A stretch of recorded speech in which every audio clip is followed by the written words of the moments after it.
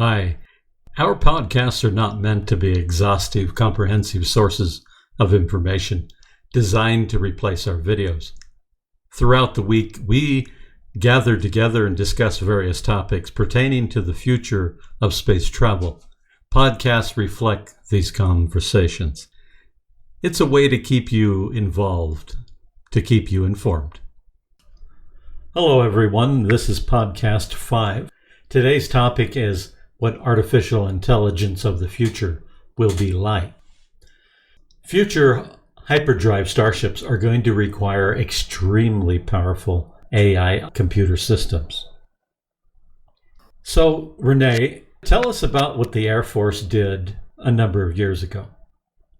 A few years ago, the U.S. Air Force, they designed an AI based off of what's called a fuzzy genetic algorithm. Mm-hmm. What that means is that the AI didn't make use of logic of true or false, but rather a spectrum, say from -2 to +2. Mm-hmm.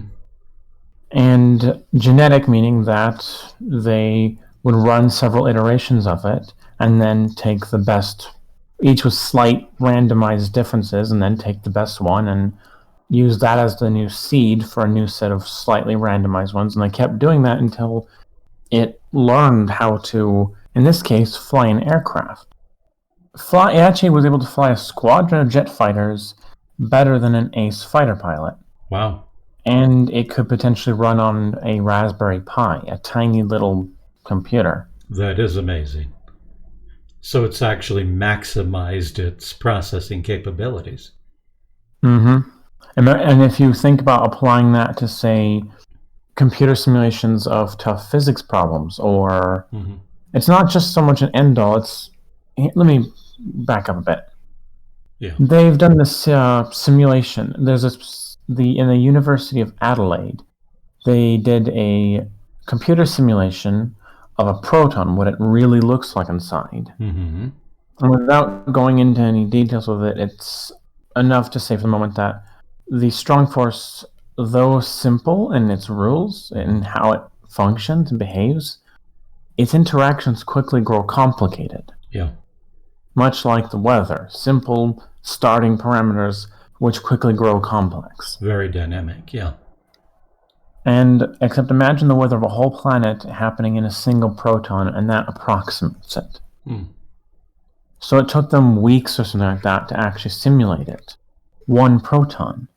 For comparison, if you want to, in the future, do a jump drive going faster than light, you need something with a simulation of every single atom in the entire ship with a similar level of complexity as simulating one proton.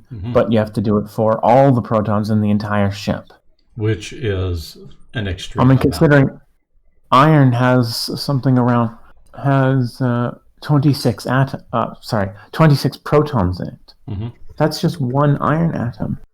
Yeah. What about the electrons too? And if it has heavier elements in it, like tungsten was 73 protons. Yes. No, sorry, 74. Okay. It quickly grows overly complex. Great. Yes. But this AI that the U.S. Air Force built, using that technique, you could potentially set an AI to learn how to make the same simulation in less time. But on top of that, we have these new computers. What we're going to need for these is these new computers. They're only just starting now, but in 20, 30, 40 years, they'll be refined to the point that they're powerful enough. And that is computers, like optical computers, yes, biological computers, quantum computers. Or rather, we're going to have to combine them all in the same computer. Which is interesting because there's actually some lines of evidence that our brains are partly quantum computers and partly optical computers. Yes, a growing number of evidences, yes. So we need to actually build artificial brains from the ground up because we don't want other side effects. So we're going to want to decode the genetics of that and build it or grow it from the ground up, making a custom cell with custom genetics. That field of creating artificial DNA that hasn't existed before is called xenobiology. Right. A DNA made completely from scratch like that is called XNA, for xenodiarynucleic acid, rather than DNA. Right. Some people say, or perhaps Elon's Neuralink, that, maybe they can use the brain to operate a starship without the consciousness of the human being. What are your thoughts on that? Well, theoretically, that might be possible. The actual implementation of that, basically, you wouldn't have so much a person pilot. The person would cease to be a person. You would be turning that poor human into a robot. A cyborg or something like that. Well, not just a cyborg, as people sometimes think of it, of a person with some mechanical or electronic insertions, but instead, this would be a cyborg, more like the Borg on Star Trek, where they're not, it's not that they're a human, then free to use their implants like some kind of built-in tool. They would instead be controlled by the implants. And they effectively be just a robot with a human brain and organs to maintain that brain. Unfortunately, I'm a little concerned that some companies in the future may want to do away with having to hire any crew, going and creating such cyborgs anyway. That would have its limitations and ultimately lead to other problems. Here's the thing.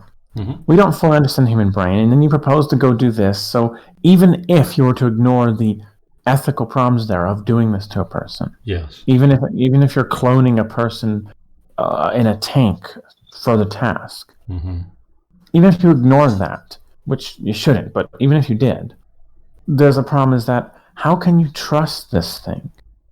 We don't fully understand how the human brain is wired, and there are hormones at play.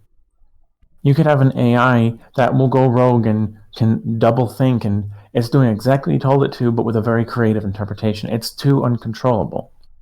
The one on the International Space Station had already started to go slightly rogue. It malfunctioned and started doing things on that little robot they brought up. It did things that they didn't expect it to. Right. And started to misbehave.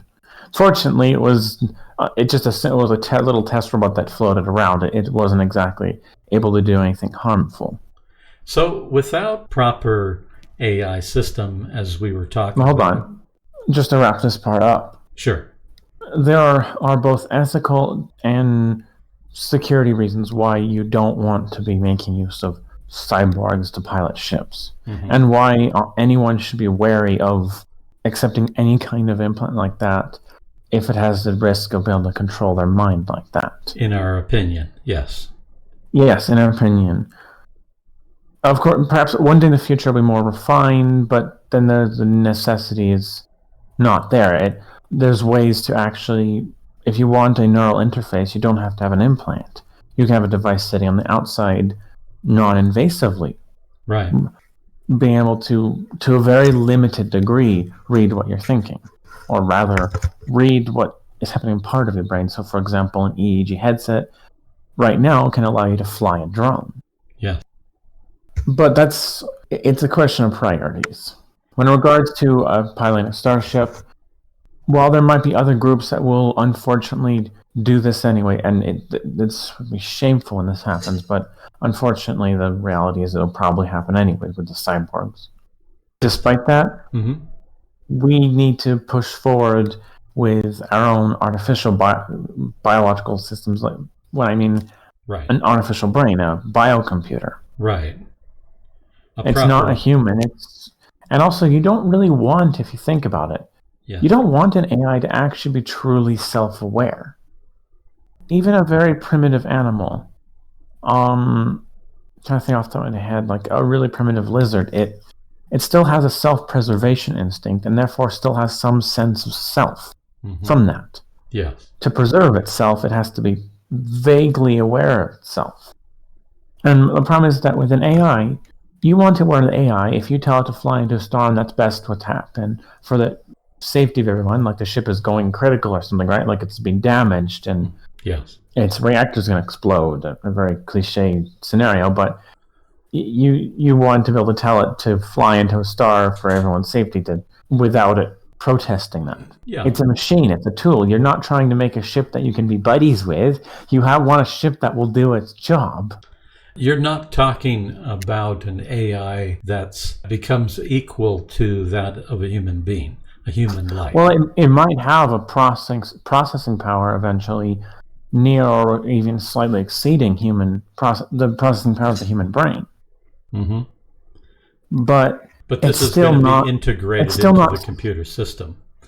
Yeah, and it's still not self-aware. You don't want it to, because you don't want a ship to necessarily have a preservation instinct.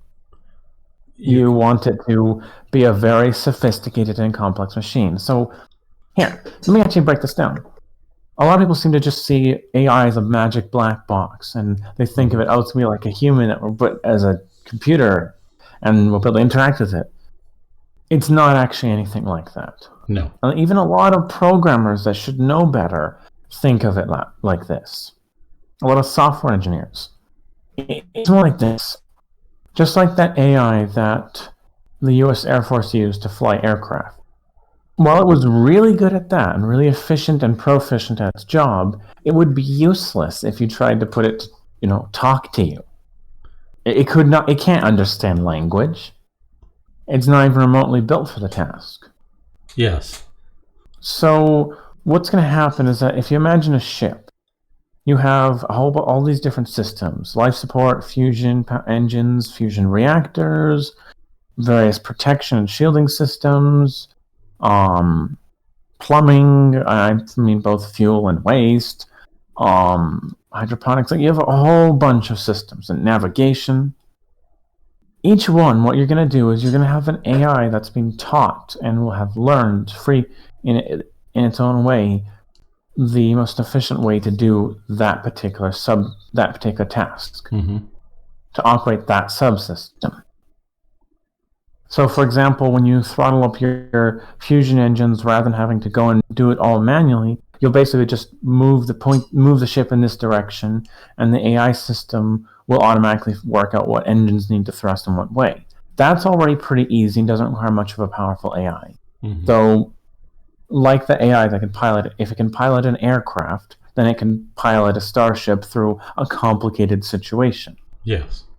You just give it broad commands of what you want it to do and where you want it to go, and what you don't want it to do, and then it figures out the best way to do that. Right. But then you might also, so that the crew can easily be able to look up vital information, even if they don't know. Like, what if the doctor's out? You want an AI system that can understand what someone's trying to ask it and give the correct, detailed medical information, because the doctor's out, is out cold, and the crew don't necessarily, the other crew members aren't necessarily going to know the right medical terms. So you want an AI that can understand language.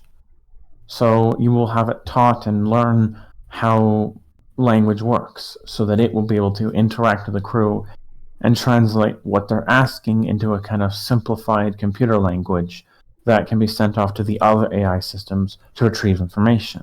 Right. And it can do so using language or otherwise. And also you'll also want a kind of master system that will, the task specifically that it's trained to do isn't to throttle an engine. Its task is to make the whole ship work as a ship and do what the crew needs it to do. Yes, as a whole. And then what it will do is that it will take the commands the crew have given it, figure out the best way to work it out to make it work, and then turn that into commands that in turn are sent to the other AI subsystems, the other intelligent subsystems. Right. Saying AI systems, it kind of makes it sound like magic. It's an intelligent system, an intelligent computer system. Yes. Intelligent meaning it's capable of complex analysis and handling of a situation. I wanted to make sure let everybody know what we're talking about is an integrated system within the ship. This is not a brain taken out of a human being, or or a human sitting there that's plugged in. But this is integrated within. That would be the cyborg thing that we don't want. This is integrated within the electronics of the system, and how that system. We are talking about how that electronic system would be designed as a. In other words, kind of removing the mystery from it. It's not some magic box that I don't know. We'll just have. Part of the reasoning why so many people talk the term like glibly, I mean like freely about like we'll just put a cyborg in there, is because they don't understand the system. Yes, they don't understand. It's just a black box to them. And so they just think of the easy thing, an easy thing that's wrong. It's ethically, it's ethically completely wrong. To put in a human brain and operate. It's unethical. Okay, so aside from that, now there's something else. So what we're talking about is a very powerful computer system. The computer system will eventually be. It'll be an artificial biological thing. It's not going to be a human brain or something or any other animal's brain. What it will be is partly organic. They recently created these things they call xenobots. Right. Where they took a 3D printer and printed out cells which they grew in a lab in a tank. And they printed them out in a specific pattern to make a little robot made from living cells. So that's a really simple version of what eventually will be in a Starship computer. It'll be made of living cells with DNA not derived from any existing animal. It'll be created from scratch, based maybe with little pieces from here and there put in, but otherwise created from scratch. So it'll be kind of like when you graph a tree to grow a pear-orange combination or something like that. Kind of, sort of. No? More like you take samples of the tree's DNA, cut the DNA into pieces, and then make some new pieces of your own and put the bits you're interested in together into a completely new genetic sequence, an XNA. My example was basically the same thing, but in a very more basic method. What kind of information? Why can we not use a more sophisticated AI similar to what we already have? What would happen? AI systems today simply aren't powerful enough to really do much. I mean, the best attempts they've made today to teach an AI, to teach a computer system how to understand language, it still makes goofy mistakes. Exactly. And the reason why isn't that there's some fundamental error. It's simply that there has not been enough time yet. The only way to work out these errors are more time. We'll refine the AIs, we'll refine how we teach them, we'll refine how they learn. And so that in like 20 years, you'll probably have entirely automated call centers where you're sure you're talking to a human being. But despite that, if you put such a language AI system and then put in a really strange situation such as, a starship exploring unexplored space. Yes. Good example. The strange, unusual situations that are completely outside of anything it's been ever taught will cause it to sometimes give strange responses. And this is why, even when the ship is practically entirely automated, with all the systems being honed to a fine edge to do their specific task, and even having a kind of master AI that manages those, you're still going to need a large human crew to double-check everything, just to make sure, even though they'll have nothing to do, or not nothing, but they won't have so much to do. Yeah. They won't have so much to do most of the time, but you need them there just for that one tiny situation occasionally that crops up where the AI does something strange, and you need to catch it. They're going to need to be there to monitor things. Because these aren't magic boxes that are just as smart as humans. They are a calculator that's a really complicated calculator that is able to handle very complicated situations, but it's still just something we've built, refined over mere decades.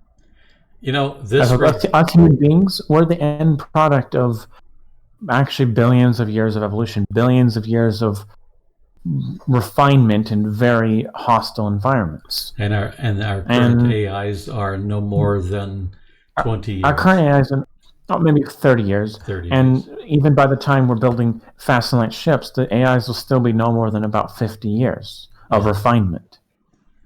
So, and only really about 20 years of intensive refinement once the technology reaches a certain threshold. In the movie I, Robot, the computer system glitches, and they said that it was a ghost in the... Hold on. That movie not only does it have nothing to do with the book that its name is taken from, but also it's just a typical AI takeover situation. It's completely unrealistic. Well, a moment ago you mentioned that occasionally the AI would make strange or stupid mistakes. Let me give an example from a book by Dr. Robert Forward. Okay. There's a book titled Marooned on Eden. You have this crew of this first starship. They're exploring this planet, which turns out to be habitable to humans, although it's still a bit strange. It's different. Mm-hmm. Their pod crashes, and they have to escape it and go outside without spacesuits because they don't have time to put them on as it's sinking into a lake. Yes. Now, the tech level is only marginally expanded from what we have, mostly in terms of AI. But the AIs are still... They're not humans, they're sophisticated computers. And so at some point what happens is that because they're stranded here, first of all, before they all left, the crew all underwent voluntary sterilization just to make sure that there was no accidents because they couldn't come home. And so it would be unethical to go and, if kids are born on this ship without a choice in the matter and with no way to come home. Right. Especially since when they left for the system, they didn't think there was any habitable planets there. So what life would these kids be condemned to then? But after crashing on this planet, which has turned out, surprisingly, to be habitable, breathable air, and whatnot, and at this point, that was their last land, so they can't be rescued. The ship that's still in the system can't come fetch them. It's not meant to land. So they're now stranded on this planet for the rest of their lives. And one of the things they choose to do is that they're like, well, gee, because they manage to work out a way to get down to the crashed ship, even though they can't retrieve it from underwater. And the AI system's still in a box down there, functioning just fine. And they decide that they want to go and have the AI, because the sterilization procedure was done in such a way it was easily reversed with technology. Okay. And so they go down and want to have it remove the sterilization so that they have the option that seems as they're now stranded for the rest of their lives on a habitable planet. So what happens though is the AI, this is a kind of extreme example, but this shows you one way that AIs can make strange decisions. Okay. Because it's just a matter of refinement over mere decades, not millions of years of evolution. And the AI, if you will, has only been evolved merely 50-odd years. Okay. Maybe a century at this point in the book. And when they go and have the AI desterilize, whatever you call the term for removing that, it then says that, it concludes in its computer systems conclude that the only reason they could be wanting to do this is that they're planning to have kids. I'll just skip a step and put a small, basically, all the women become impregnated then. Oh. And as you can imagine, the whole crew is quite irate after they find out and berate the AI, which shuts down its personality system and just becomes a cold mechanical computer. It's a fallback that's programmed in where it reassesses its own algorithms if the crew become too angry at it. Mm-hmm. And so that happens there. Fortunately, it all turns out well, but that's one of the extreme example of the way an AI would make a strange decision. Yes. So in other words, instead of making it a progressive stage from being sterilized to fertile again, and then proceeding, it just skips. It's like, there's only one reason that they could be wanting to do this. I'll just skip a. So it went for the most logical according to the AI, logical path. Make all the women. Because the thing is, it wasn't a situation the designers of the AI thought would happen, because it wasn't thought that there's any habitable planets. And even if there were, there wasn't any idea to colonize any planets, because they wanted to take it slow and make sure the planet didn't have any disease or anything. But in this case, they had crash landed there and had to evacuate the ship without suits on in an emergency. So they were already kind of past that stage. Yes. They hadn't come down sick, so it was well outside the AI's expected parameters. Things like this actually happen in real life, and people do what I call put things in concrete. They make decisions based on what they know today, and then they make decisions and execute those decisions based on what they know today. Yes, but however... More importantly, though, we need to be able to adjust for the things we don't expect. So putting things into concrete is a problem. Yeah, that's the thing, is that a trained crew of a starship is probably going to be We know that us humans have a certain degree of adaptability. We have survived here on this planet for some 300,000 years now. Yes. And we haven't actually, surprisingly enough, managed to kill ourselves off yet. Despite 75,000 years ago, humanity almost went extinct when the Toba supervolcano erupted. Yes. Genetic analysis shows that the population must have dwindled down to as little as 1,000 people. Wow.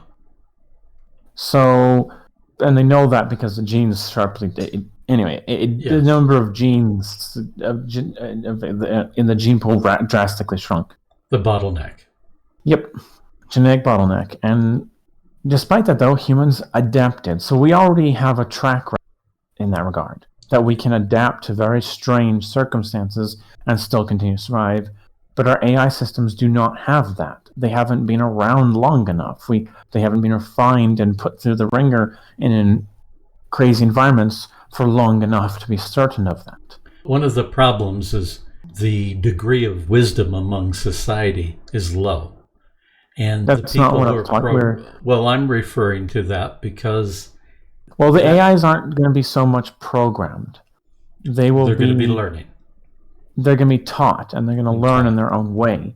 Yes. And the problem is simply that they're children. And I'm not just talking about how long they've been learning for. I mean that we as a species have, developed to a certain, as much as it seems like not, we have developed to a certain level of maturity. Yes, of course. Hence, we've made it to this point with all these technologies we're looking at, all the sophisticated computers, were not designed by computers, they're designed by humans. By humans. So in other words, despite the bad things we've done, us humans do have a track record of still managing to have survived 300,000 years. And despite ourselves. Yes. As opposed to an AI just doesn't have the track record. So it's a simple, practical, pragmatic measure. You have to have a crew there that can double check it, even if they don't need to most of the time. When I was referring to is that... That also means you're not going to have a crew like... Hold on a second. Go ahead. You're not going to have a crew like they used to depict on the original Star Trek series, where it's like they're all enlisted and not enlisted. It's not going to be like that. No. The ship isn't even going to have a hierarchical crew system. Instead, it's going to... The crew will be a crew of, scientists and engineers. Mm-hmm. And they'll be occupied most of the time with other tasks related to research because they're out exploring unknown space. They'll have plenty of research and analysis to do. Oh, yeah. Taking advantage of the fact that, they're humans. We can think of things, the AI system, and we're going out there for ourselves. We're not going out there just to bring an AI out there and let the AI learn. We're going out there for ourselves. Well, there's one big point that's been missed. So the crew will be busy with that most of the time, so it won't matter that they don't have to operate. If anything, it frees them up. Yes, of course.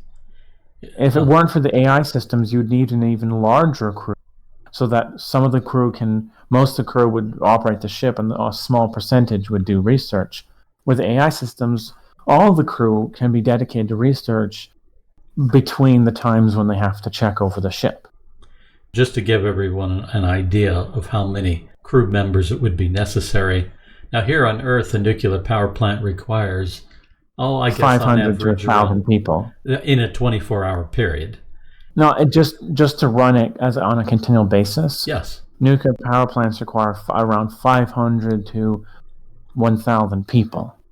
If the Starship had no AI systems, yes, then you would need at least that many people per engine. Each engine is a gigantic nuclear reactor. Yes.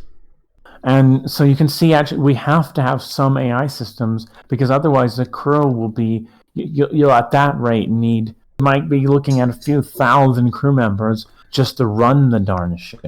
Yes, which would be ridiculous. And it means that the chances of error becomes quite large. Exponential. And this isn't just some another very quickly. And this isn't just some military ship where everyone just does exactly what they're told, and it's in a hierarchy. This is a ship of all sorts of people from all walks of life and all disciplines. You need that in order to do research in the unknown. It can't be run as a military type vessel. No, you can't go exploring into space as a military function. Having so many people, especially with such a complex ship with so much energy is involved. For example, the worst that happened if a nuclear submarine or an aircraft had a nuclear-powered aircraft carrier had a failure, is a massive radioactive release in the ocean. Really bad. But if a starship has a failure, you're talking about it potentially detonating with enough force to rip a small planet apart, a small planetoid. Yes. So not only with so many people, the chance of miscommunication and mismanagement leading to failure becomes high, but the potential consequences are disastrous. If I'm not mistaken, you have to have an AI system to take away some of the necessity for so many people. To automatically regulate systems. Yeah, that's what you have to think of it as. Basically, think of it the same way you... I don't know. Well, in a car engine, the way systems that regulate the flow of oxygen and fuel into the engine, the air-fuel ratio. You could think of it as a very complex version of that. Yes, as a highly sophisticated, complex version. Today, an automobile is capable of monitoring the emissions and adjusting on the fly in microseconds. I know, but in comparison to what will be on a Starship or the AI you'd want regulating, it would be like a fusion engine. Yeah. Yeah, that's like a child's toy. It's the system monitoring a fusion engine will be very complicated and very sophisticated. Now, if I'm not mistaken, in a nuclear power aircraft carrier, they don't make use of 1,000 crew members to maintain their reactor. I think it's far less than that. But nonetheless, it's still going to require a lot of people. On a Starship, it's much more complex than a nuclear-powered aircraft carrier. And you're going to have multiple reactors. One of the things that I want to mention is some people might say, well, the brains of humans are developed. So when we program AIs, we should be able to impart that to an AI. But no, we don't have the experience in imparting that to a computer technology, which we still do not have computer technologies refined. So this is where you could be someone. Wait a minute. This is where the limitation between the interface between our brains, how they have evolved, and imparting that information into an AI. So go ahead. You could take a person who's considered highly intelligent, but they have next to no skill in actually, teaching. And so despite how intelligent everyone says they are, despite how all that they're able to do, they're not intelligent, if you will, when it comes to imparting that knowledge to others or to a computer system. Exactly. And so that's why you can't so much have... It's for the best that these AI systems are starting to be learning rather than being programmed so much, because when they're learning, you can devise teaching programs where the program is devised by someone who's actually good at that, as opposed when the only way to build up an AI is to program it. Well, the teacher doesn't necessarily. A good teacher is not necessarily a good programmer. So there's a lot. The environment is very dynamic. So if an AI can learn as well as be programmed, then you can put the AI through a broader spectrum, a more dynamic environment, and they can begin to learn and piece things together that a programmer could not necessarily program into that AI. Yeah. So I think we've kind of covered everything we wanted to cover. I think so. I think we've pretty much, I'm skimming over the notes here, and it looks like we've pretty much covered everything. One thing I do want to say is you made mention to the fact that the Starship won't have a hierarchical order. That's another topic for another video. That is another topic, yes. But I just wanted to mention to everyone that, yes, our Starships are not going to have one particular person in charge like you might see in Star Trek, or like you might find on a military vessel. I just want to say this on that, and that instead it will be that you'll have a highly trained crew, each of whom are experts in their own fields and in other fields, and they will have trained together for a long time, and will to the point that they basically collectively make decisions. That when something needs to be done, they all together decide that, yeah, we're going to do this, and that's how the ship will be structured. Well, we just told them that would be in another podcast. Yeah, but I'll leave it at that. Yeah, there's more to it than that, and we can break it down as to how they can work together and cooperatively. Some countries will use an organizer.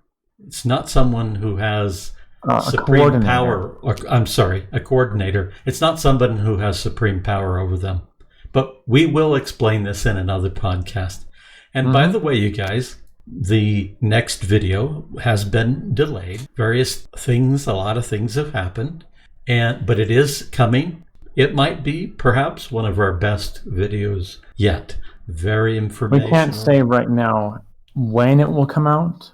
We're striving for a week. We've said it before, but we literally are still striving for a week from today. So on that note, I think we've pretty much covered everything we want to talk about. Yeah.